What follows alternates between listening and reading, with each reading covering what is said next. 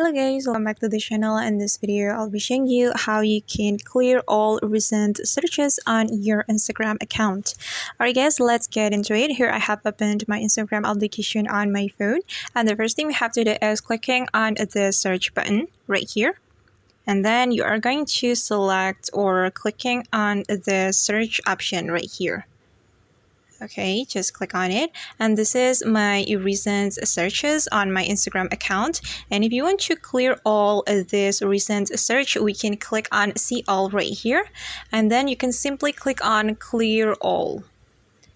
Okay, and after that you just need to select clear all. Alright, and now the search has been empty. And okay guys, that's how we can clear all recent searches on Instagram account. I hope this tutorial will be helpful for you. Thank you so much for watching, and if you find this tutorial is useful, don't forget to hit the like button, leave your comments, and also subscribe to this channel. See you on the next video guys.